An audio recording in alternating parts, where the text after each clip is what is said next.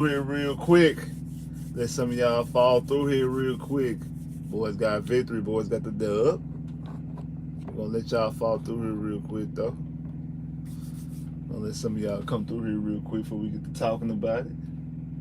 The Texas Rangers as that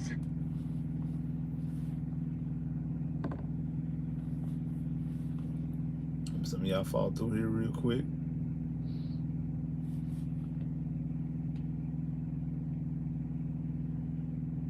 Some of y'all fall through here real quick.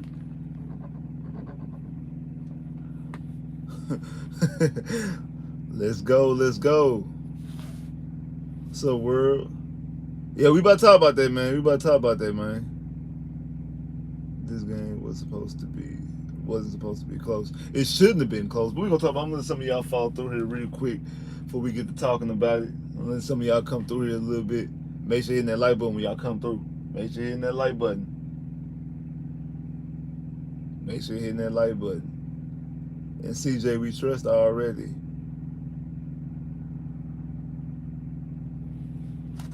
Yeah. The Texans got their third victory of the season. They now 3-3 on the year.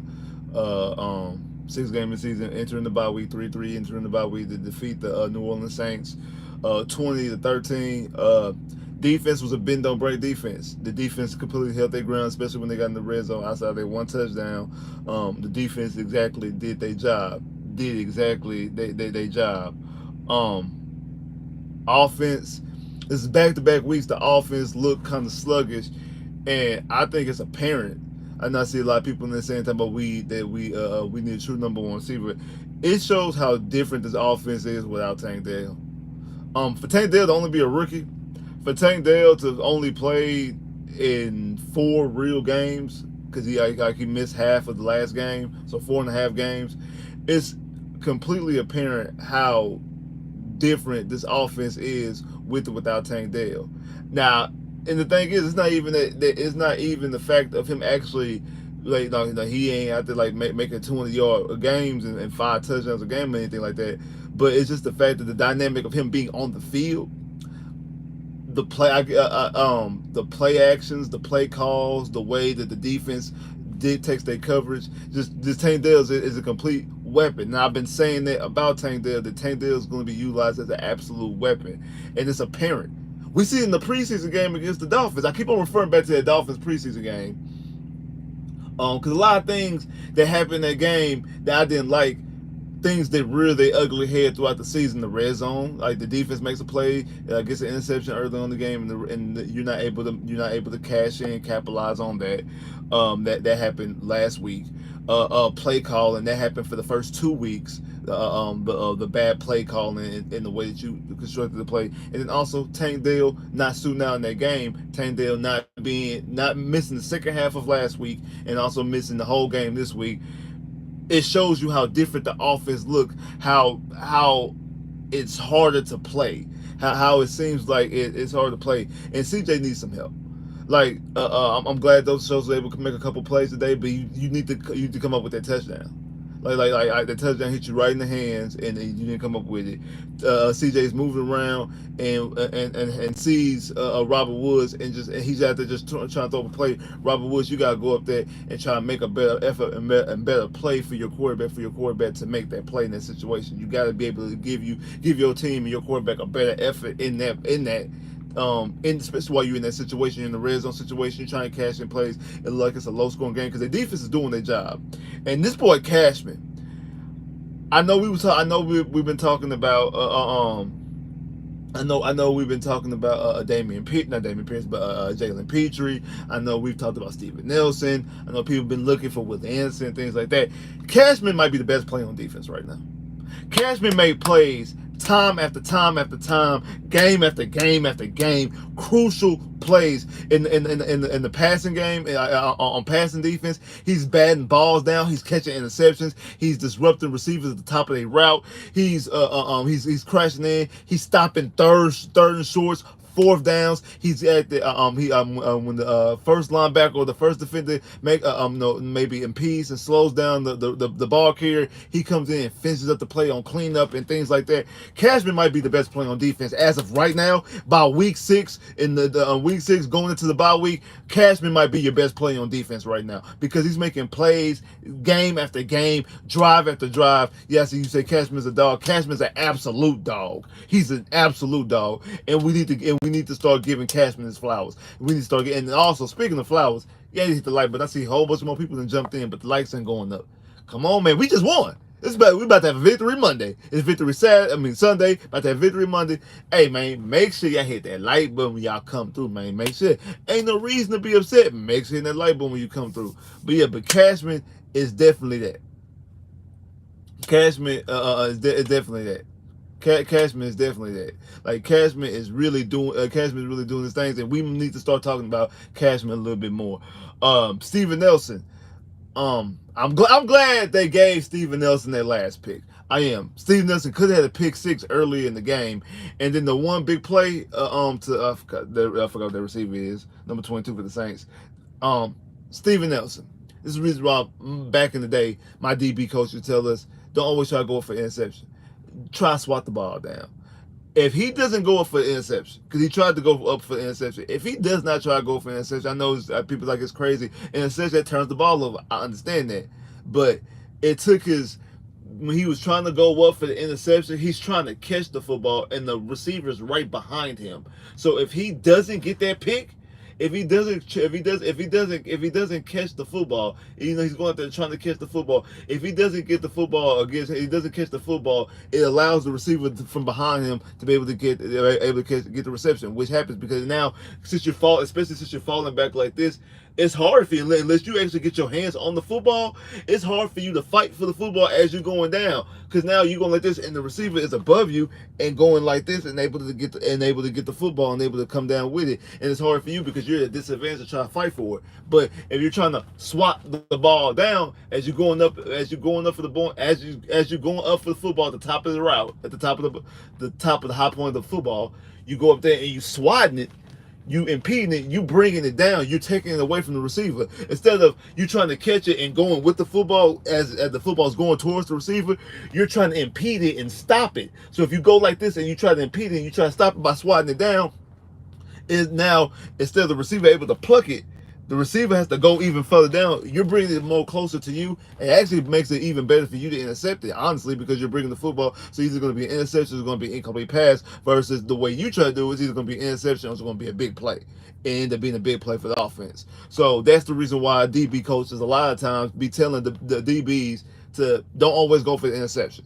Sometimes go for the pass breakup. I know when people bring it up, especially when Sauce Gardner about he ain't got no many interceptions, be led the league in pass breakup. Who cares about pass breakups? Well, sometimes your DB coach tells you to go for pass breakups, and that's the reason why. Like that's the complete reason why you need to go for pass breakups in certain situations. I ain't saying all the time, but a lot of times, well, not a lot of times, but some of the times, going for a pass breakup benefits you more than trying to go for the interception because if you don't cash in on the interception, it might be bad. It might be a bad situation. But if you're going for the pass breakup, 90% of the time it's going to end up being a pass breakup unless, like obviously the ball bounce around and bounce off somebody's leg and knee or something like that or off the whatever. But and somebody to make an incredible catch. But like I said, the defense, like I said, really bend no break. They was able to put pressure on Derek Carr and was able to stop a lot of times. But then they definitely cleaned up when they got into the red zone, and that was a good thing. Hey, and shout out to the boy Chris for the super chat. Love. Hey Spitz, Texas Nations, congrats on the win. Colts are trash for real. I'm gonna say that one. Shout out to boy Chris for the super chat love. Yeah, I seen that y'all lost to the Jags. I know last time I seen it was like 24-7 or 24-16 or something like that. It was a bad score last time I seen it. And I heard as the game went on that the Colts lost. So Colts lost, and now I got swept by the Jags.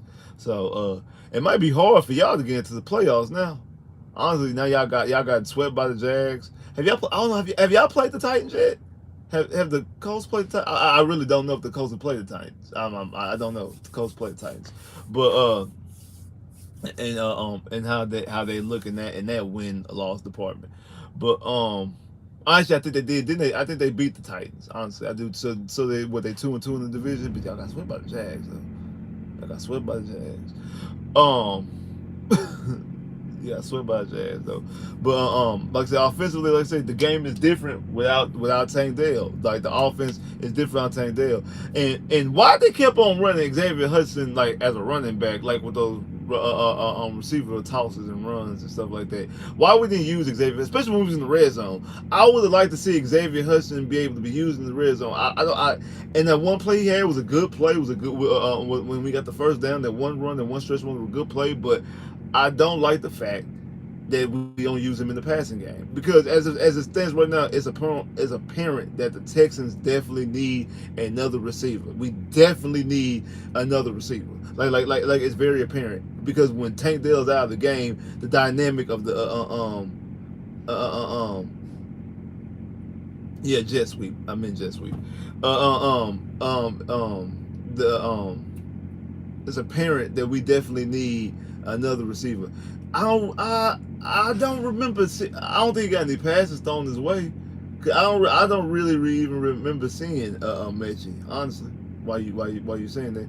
I really don't really remember seeing Mechie. But we definitely, like I said, like we it's apparent that we definitely need a receiver. We definitely need a receiver. I mean, when we saw about Nico made some plays, Nico made some big plays, and that's cool.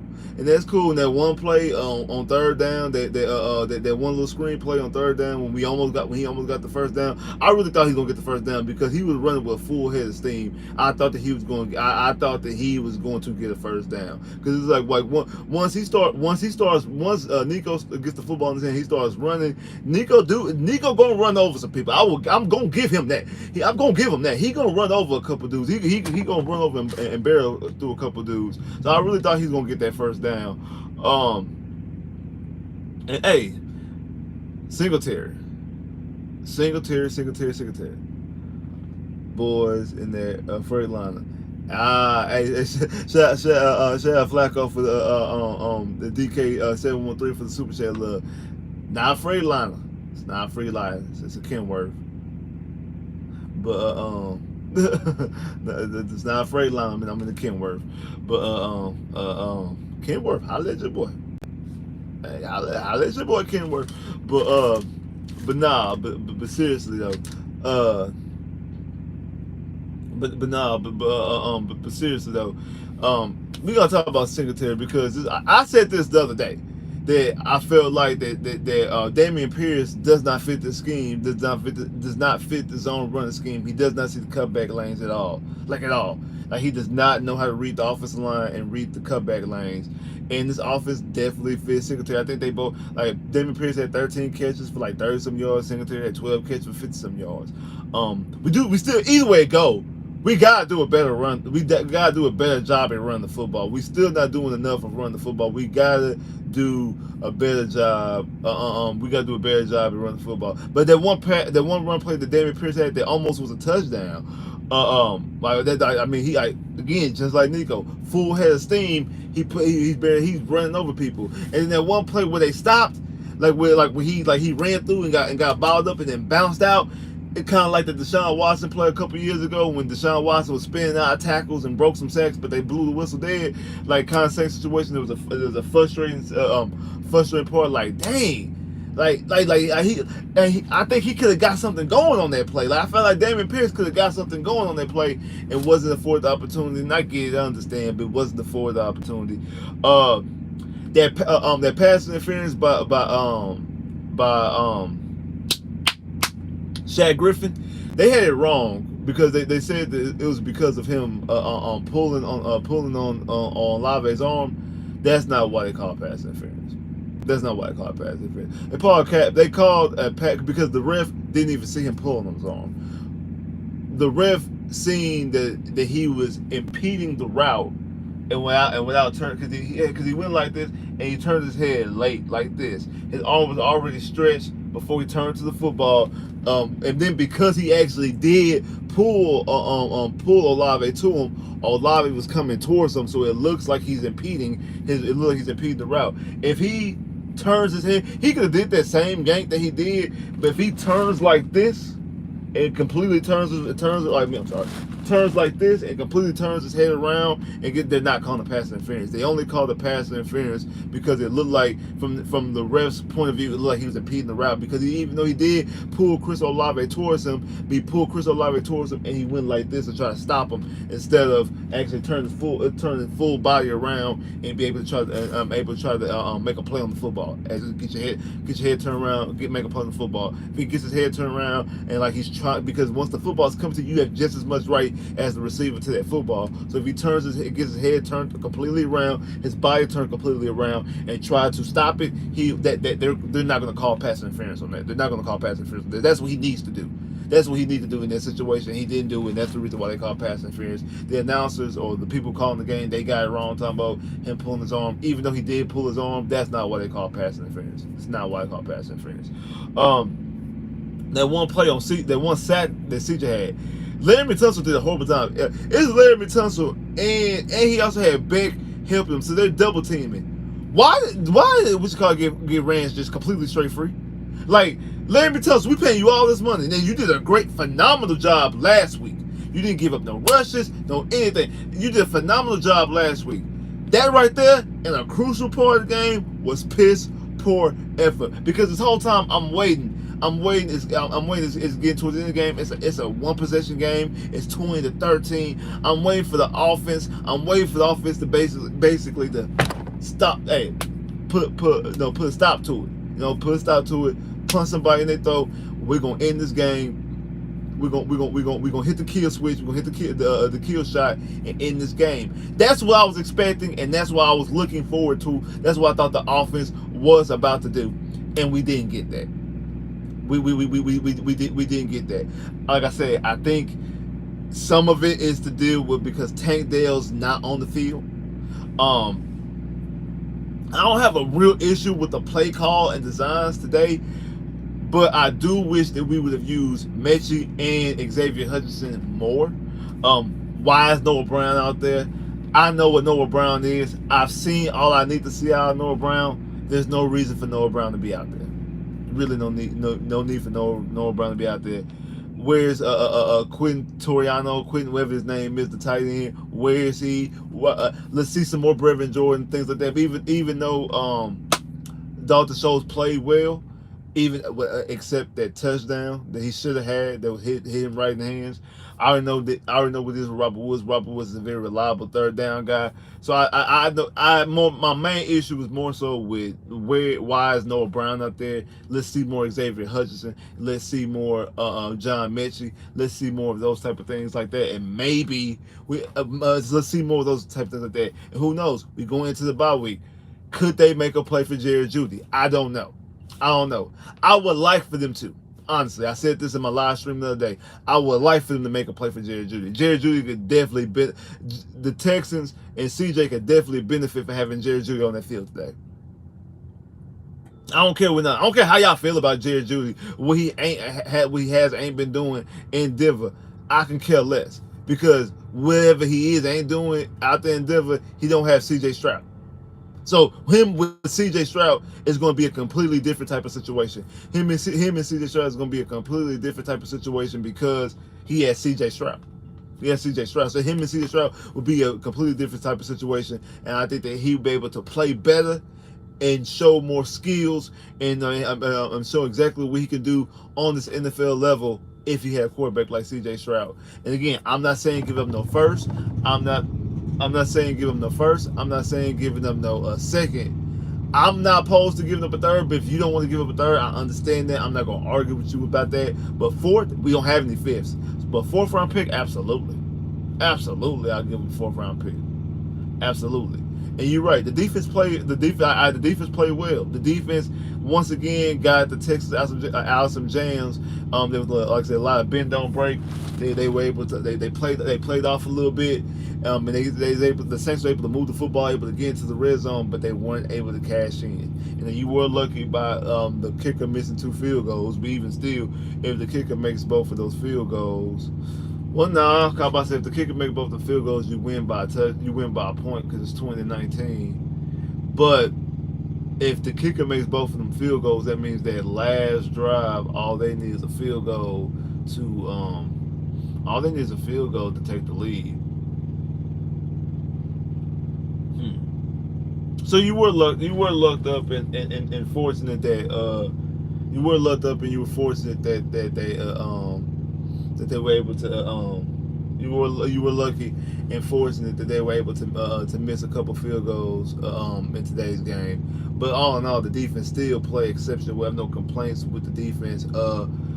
Will Anderson got close, but still hasn't cashed in. I mean, even though he does have the first sack out the way, but that was week one. Hasn't gotten back to it. And speaking of first, we finally seen CJ's first interception. And I'm gonna warn y'all right now. I know because there's gonna be some clowns over the week, more likely tomorrow, and y'all know exactly who I'm talking about.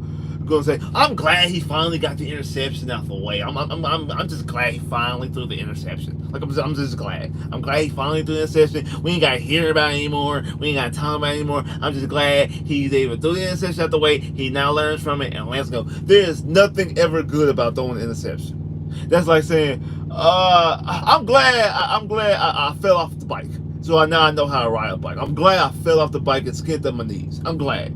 No, the Texans were fortunate that after he threw the interception, that Nico Collins made a huge play by knocking the football out, and the Texans were able to recover the football, and they still got first down and was able to score a touchdown on the drive. The Texans are lucky. Like that's a lucky break. Like that's not by design. That's a lucky break. It wasn't the fact that the defense even stepped up. It's a very extremely rare occasion, lucky break that you throw an interception. You throw an interception and your offense forces them to fumble and you recover it. That doesn't happen a lot. So you get a first down anyway. That does not happen a lot. It doesn't. It does not happen a lot. So we were extremely happy. We're extremely fortunate. So it was a good from that standpoint. That was a good situation. That the interception that he threw doesn't cost you, because in a normal situation, first, second, third, fourth, or fifth interception costs you. More likely, it either costs you a touchdown, a field goal, or just a drive itself. It doesn't cost you anything in this situation.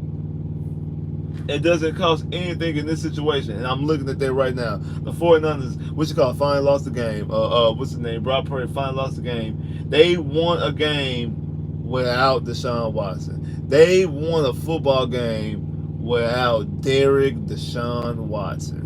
They won a football game without Deshaun Watson. Damn. Man, we need them to lose that game. Man, we need them to lose that game. We need to lose that game for draft situations, because we definitely need to get a receiver. We need to move up and cuz out of Florida State, Coleman. Yeah, I mean, I know everybody's number one is more likely Marvin Harrison Jr. and that's cool, and I agree with that. But to get Marvin Harrison, you're gonna have a top 5 pick. So outside of that, Coleman is my new he's my 1A. It's like I mean 1B rather. I'm sorry, 1B. He's my 1B. Yeah, Coleman. How he jumped up and climbed on the ladder and caught that one-hand pass. Boy, come on, man. Come on, bro. Like for real, square business. But yeah, like I said, like CJ was fortunate that was the situation, and I seen that interception when he threw it. Like we thought, because the linebacker was right there and basically baited him in. It was a bad decision, a poor decision. Poor decision. Luckily, the Texans were able to force a fumble, able to recover the football, and it doesn't hurt you. You're able to go on. And again, he's the type of dude. And I said this pre-draft, before we drafted him, that he does have some bad games, bad drives, bad plays or whatever. But when he does that, he might throw an interception. But after that, he gonna fool around and throw 4 touchdowns, and he almost threw 3 because. He throws the interception. We get the football back. He goes back. Boom. He throws a touchdown. Dr. Schultz. Next drop. Boom. Ends up throwing another touchdown to Robert Woods, and then throws another touchdown to Dalton Schultz. The Dalton Schultz drops and then throws another touchdown to Robert Woods, but Robert Woods just doesn't run and make the play. Because Robert Woods is wide open in the end zone, and CJ is eluding tackles. He's running away from sacks, and Finn able to get his head all the way up and look and able to throw the football right there where there's no other defender over there. Only person there is you, Robert Woods, but you way in the corner when it's right there. I think he might have been throwing it to Noah Brown, because Noah Brown was at the right at the goal line, so he could have been trying to throw it to Noah Brown. He might have been trying to throw it to Noah Brown, but the way that the ball went, I feel like the way he launched it, I feel like he was throwing to Robert Woods. Even still, Robert, I think because he's like doing that to Robert Woods. So I feel like he was throwing to Robert Woods. Some people might say he was trying to throw it to Noah Brown. I don't feel like he was trying to throw it to Noah Brown. I feel like he was trying to throw it to Robert Woods. I feel like he was trying, especially the way he reacted afterwards. I feel like he was trying to throw it to Robert Woods. But the good takeaway from this is that, like I said, he did throw his first interception. So the interception after he doesn't have to worry about throwing an interception. Like I never threw an interception. He's thrown the interception, and he came out there and bounced back. So we see that's a good thing. We see him after he makes a mistake. We see him bounce back. And we see the Texans win an ugly game, because the Texans should have won an ugly game last week. He should the Texans should have won an ugly game last week, and they didn't win it. So you had ugly. The Texans got basically dominated and had a comeback against the Colts, but didn't complete the comeback. Had a good, look like a hard fought game versus the Jags. And they basically were able to put their foot on the neck of the Jaguars. They completely dominated and outmuscled the Pittsburgh Steelers. And then last week they had a good, hard fought, tough game. And I see more people than jump in, but the lights ain't going up. Make sure you hit that like button. Appreciate that. Had a good, tough, hard fought game last week, and then come up with a dub. This week, another good, fought, tough game, and actually now they got the dub. And now they're sitting at 3-3 going into the bye week, 3-3. So you be able to go into the bye week. We coming after the bye week. We know who we face after the bye week. We go to Carolina. Go to Carolina and face who the number one pick was. And we hear all the things we hear about that Frank Wright and the coaching staff of the Panthers wanted C.J. Stroud, but the ownership really wanted Bryce Young, and that's the situation that they are in as it stands right now. So we'll see exactly how that will go about. So it's going to be a lot. Number one pick versus number two pick. They both friends, both from Cali, things like that. Who should have gotten what? A lot of the fan base in Houston wanted Bryce Young type situation. So we'll see exactly. If I'm not mistaken, I don't think the Panthers ever won the game. Didn't they lose to the 49ers? Because last time I checked, they were down 14 to 28. So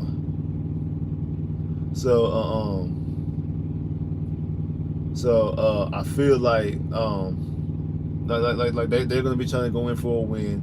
They're gonna be trying to prove something. So we're gonna see exactly how that goes. So we can't. I agree. We can't give the Panthers their first win. We can't give Bryce Young first win. Could not be against C.J. Stroud. And the thing is, I don't just want to beat the Panthers. I want to embarrass the Panthers. I do. I want to be completely clear cut that C.J. Stroud was the right selection, and the Houston Texans. Well, the Houston Texans got the right guy. That's what I want. I want that to completely be it. I want the conversation to be like, yeah, the Panthers, y'all chose wrong. You chose wrong. You should have chose Cole Ridge Stroud, but you didn't chose Cole Ridge. You chose Bryce Young. That's exactly who you chose. I want that to be apparent. But the Texans got to clear up and clean up a lot of things offensively. We got to start getting out of these sluggish things, these sluggish zones that we get into the game. Because like the offense get the rolling, it look like, okay, we about to be cooking, and then we just go into these sluggish zones and these sluggish, slow pace. I know we trying to get the run game, and the run game ain't running. The run game is just not working. The run game just ain't going. It just ain't cooking. It just ain't moving. It just ain't grooving. Like I say, what's his name? Damian Pierce is not it. The Damian Pierce is not it when it comes to this run scheme. He's not. Sorry, he's not. He's not. He's just not. He's not it when it comes to this run game. He's just not. I mean, to this running scheme, he runs hard. He plants his foot in the ground. I like the way he gets the tough, hard yards, the short yards, but he does not. He needs to run power. He needs to run power. He needs to run power for him to be successful.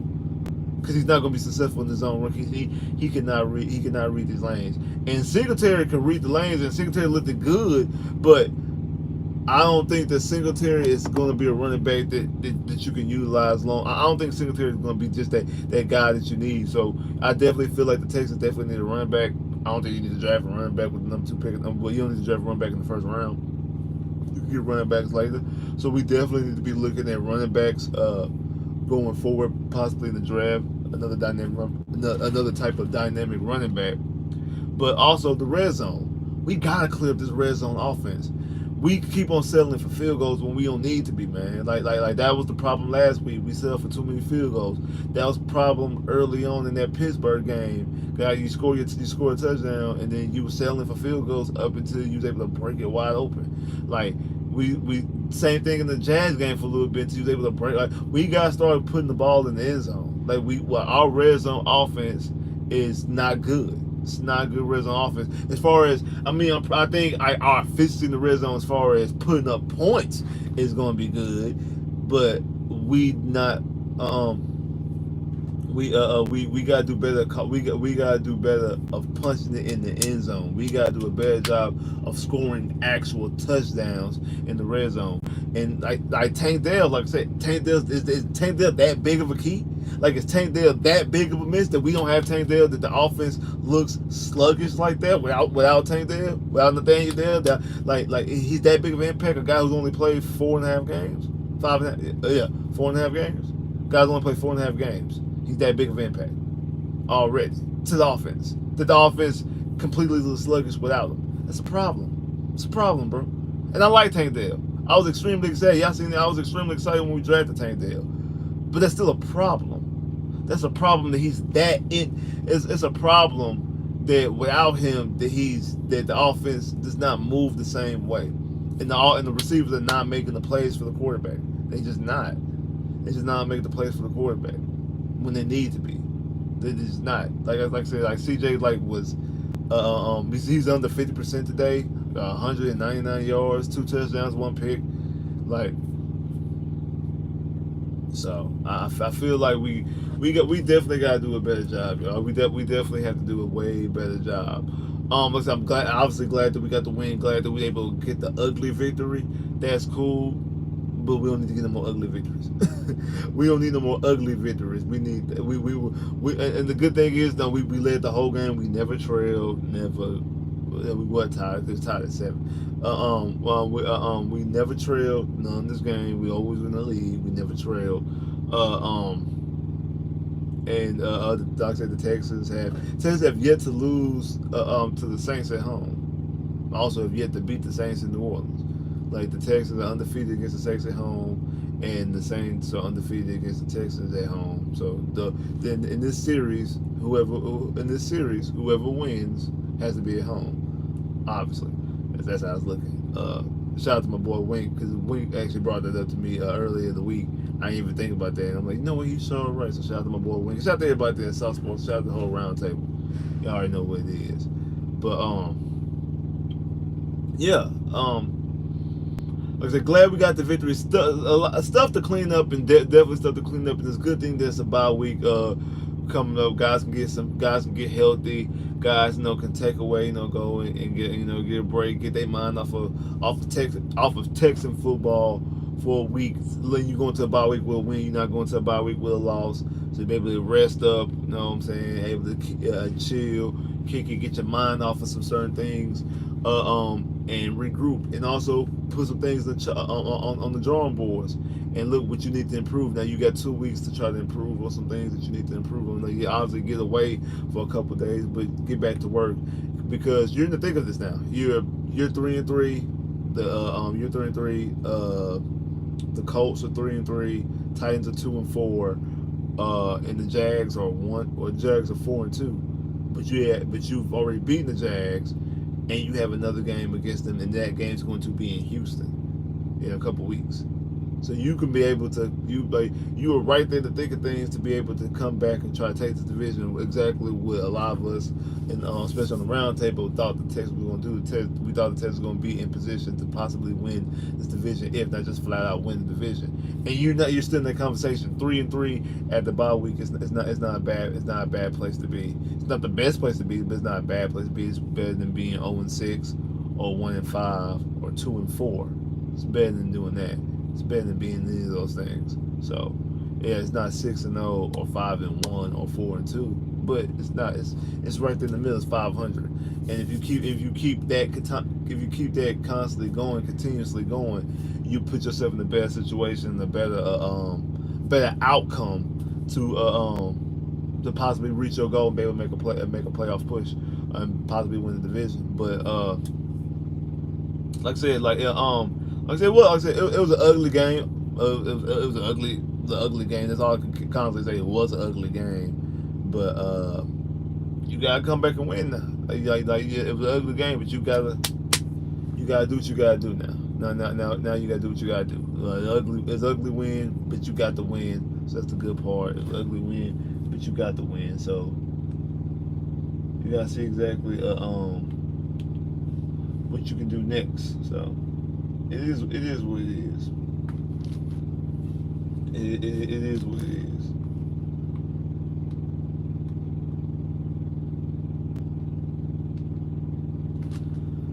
So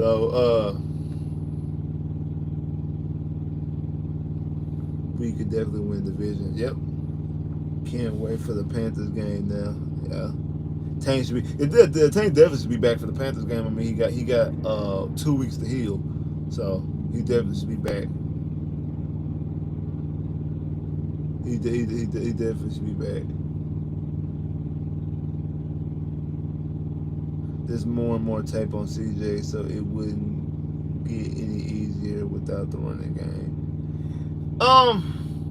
I just think they're able to take away the receivers. Honestly, I think that's what it is. I think they're able to take away the receivers. I don't think it has anything to do with the tape on CJ. I think it's that they're able to take away the receivers, and without something dynamic, because you lose that sense of dynamicness without Tank. So without somebody dynamic, that's why I've been saying all the time. I would want somebody like Xavier Worthy out of Texas, somebody who can stretch the field, because just that type of person on the field changes the way you move on offense and changes the way the defense calls the game, because defenders, the D coordinators hate getting beat over the top. They hate that. They hate getting beat over the top. And actually, I'm actually glad that that D'Amico stuck to his guns and called his defense at the end of the game, especially when Steven Nelson was able to get that last interception, because a lot of times guys will play deep. No, play deep. And I understand what the Saints was doing, because why did they kept on going for a touchdown? They had a timeout. They had one timeout left. It was like 50-some seconds left in the game. You could get a first down, and I can see, okay, you take a shot, and on first down, boom, you take a shot. Okay, cool. I can even get it on second down, but at third and fourth down, for a fact, I'm trying to get the first down and get closer instead of constantly. You took 4 shots in the end zone, 4.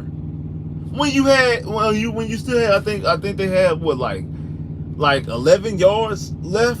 They had like 11 yards in between they first down mark and end zone. So you had a touchdown. Now if you don't have no touchdowns, no timeouts. If you ain't no timeouts, I get it. I understand that. If you ain't got no timeouts, I understand you trying to get into the end zone, stuff like that. You had timeouts. You had one timeout. You had timeout. Try to get the first down. Why is you constantly shooting for the end zone?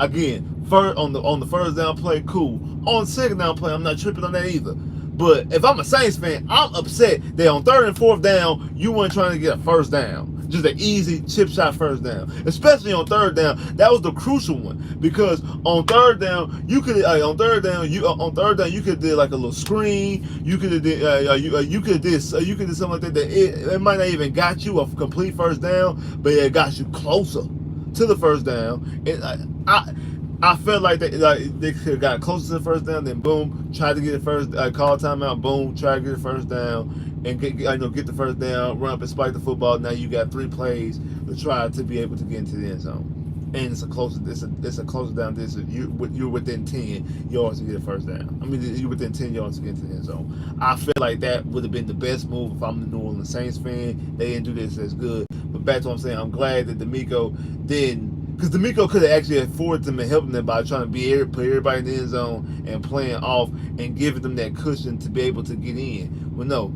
he played his defense. He played his defense the way he wanted to play his defense. He was aggressive with his defense, played man coverage, was able to stop them obviously, and also was able to reward Steven Nelson with his third interception on the season. So. They could have ran the ball on third and used their timeout. Exactly. That's exactly what I'm saying. Like that's exactly what they could have and should have done. That was very stupid. I don't know what Dennis Allen or whoever is making the decision over there, what they were doing. It was stupid. It was a dumb decision. That was a complete dumb decision, honestly. I don't get it. I don't get it. Glad they did it because I'm a Texas fan. I'm glad they did it, but that was just stupid. That was just, so if I was a Saints fan or if I knew the Saints fan, I know they'd be upset about that because it's completely dumb. That was dumb. I don't get it. Don't understand it. But it worked out well for us, and that's the main part. Stroud has so much poise. Yeah, he does. Stroud does have a lot of poise to be a rookie, man. Like he's very mature, very mature, wise beyond his years. The way he plays the game, like I said, man, we got it right, y'all. Like, clap it up. Eric, clap it up. We just gotta clap it up, bro. We just do. We gotta take time out, clap it up. Just take time out and clap it up. We got it right, y'all. Like, we absolutely got it right, bro. Like, we absolutely did. Now, we were lucky enough that the Panthers drafted Bryce Young. We are some formula to be good. Sometimes you gotta be lucky, and we lucked up that was the situation that they drafted Bryce Young because we didn't have the first pick. And I know people like, the best thing is that we beat the Colts last year. No, it's still a stupid decision because we should have the number 1 overall pick because you still could have drafted CJ with the number 1 overall pick. And like I've been saying this. I think the Texans, even if they had a choice, might have drafted CJ anyway. I said that before the draft, that I think the Texans are probably going to be leaning towards CJ anyway. I think that was a lot of people in the media, a lot of fans, and a lot of people that was pushing the whole Bryce Young thing. Oh, the Texans obviously want Bryce Young. I think the Texans probably like both, but I think they prefer CJ Stroud. Like I said, he's a guy who's just a football junkie, and like I said, you got Nick Caserio and you got D'Amico. Both of those guys are football junkies. So CJ's definitely that football junkie. How he was out here just doing this press conference before the game, he be rattling off all the defenders' names and this guy and that guy and this third string over here, and he's saying their names. He's saying their names and things like that, and it's not all like he's knowing these guys because he's watching a lot of film. He's breaking down a lot of film. He knows exactly what he's seeing. He knows exactly what he's doing. So he knows exactly how that go. He knows exactly how to go. He reads the defense. He understands that. He watches film. He breaks that down. He's an absolute football junkie, and I think that both Nick Caserio and D'Amico Ryans will love that. Even if they had the opportunity to select Bryce, I still feel like they still would have ended up with C.J. Stroud. They still would have ended up with him. I feel like they still would have drafted him. That's what I feel like they would have did. So, like I said, we just got to bank it up and just be happy that the Texans got the right guy. And I mean, I know it's early on. It's only 6 games. And again, I know a lot of people want to compare his 6 games to Deshaun's first 6 games of his career, and the numbers are not going to look the same. One, Deshaun Watson had better receivers. He had both Hopkins and Will Fuller. Because he had Will Fuller for what? Out of his first 6 starts, he had Will Fuller for 4 of them. because he didn't have him. He didn't have him in the Bengals game. And he didn't have him in the Patriots game. But he had he he had a fully he had Wolf Fuller, he had Hopkins, guys who was making plays, and like yeah, he was out here throwing 4-5 touchdowns and throwing for 500 yards and running around and making a lot of plays off script, and those things were very very good. You know, I'm not saying those things weren't good. Those things was phenomenal. That was a great six game stretch, even though you only went 3-3, just like CJ in his first 6 games. He was only 3-3 in those starts, and he should have been bad. He should have been bad 3-3 because he should have beat the Patriots and he should have beat the Seahawks. That's the defense and Bill O'Brien's the reason why you lost those 2 games. But I'm saying all that from what you're seeing with CJ, you're seeing great quarterback playing. You're seeing a guy breaking down defenses. You're seeing the guy. You're not seeing the guy just making plays off script, but making a whole bunch of spectacular splash plays, which is good. You like the big plays downfield, the spectacular splash plays, but you see a guy methodically, boom, boom, moving the offense down the field, putting them in scoring range, putting them in scoring position. Now we're not catching Defoe was better. I still feel like Defoe was better because of his legs and his ability to move and things like that, and be able to run the pocket and make plays with his legs and things like that. Able to get to, because he had rushing touchdowns too. So he was able to maneuver a lot in the red zone because of that playmaking ability. So I'm not gonna take that away from Defoe. He was able to do that, so that his form of red zoning was a little bit better in that situation, unlike CJ, because CJ is a pocket passer, drop back. Even though CJ can move, we see him move out the pocket and escape out of the pocket, but he's escaping out of the pocket looking to make a play with his arm. He's not escaping out the pocket and looking to make a play with his leg. And then it was Deshaun. Deshaun was looking to make plays downfield with his arm, but Deshaun was a little bit more. Well, Deshaun was a little bit more agile and able to break tackles. He was able to move a little bit, like this, and bounce off a person here and spin around and do all this twist and turn. And again, he also had better playmaking receivers and Hopkins and Will Fuller. He had a deep threat in Will Fuller, and you get a guy in Hopkins who can catch anything in a radius towards him. So he had other guys helping him out to be able to put up those superhero type numbers, unlike CJ, who's making just regular plays and stuff like that, but it's good. And the efficiency has dipped down for the last 2 weeks. And like I said, I think that's the product of Tank Dell not being off the field, being off the field by halftime last week and not being on the field none this week. And it kind of changed the dynamic of the way the game is being called and things like that. And also not having just receivers and your receivers not making plays for you and things like that. Now, also, he does have a better offensive line, a better offensive line than Deshaun Watson. But Larry Bertosa got to make a better play and a better effort than that sack that he gave up when him and Beck was on what you call it, and they still allowed a sack when you're a clean sack when your quarterback is not looking because his back is completely turned and just completely just get your quarterback like that. So it is what it is. But hey, like I said, man, shout out to everybody sending super chat love. Shout out to everybody that came through, that liked like the video. Make sure y'all like the stream. Make sure you subscribe to the channel. We're still on the race to 6,000 subscribers, and I need y'all to tell a friend, to tell a friend, to tell a friend, tell another friend, so you can tell some more friends, so your boy can get 6,000 subscribers. I definitely really appreciate that. But like I said, we're still on the race to get 6,000 subscribers. So make sure y'all subscribe. If y'all ain't subscribed, make sure y'all click that bell. Y'all like this video. Y'all share this video. Y'all click this bell. Get more videos.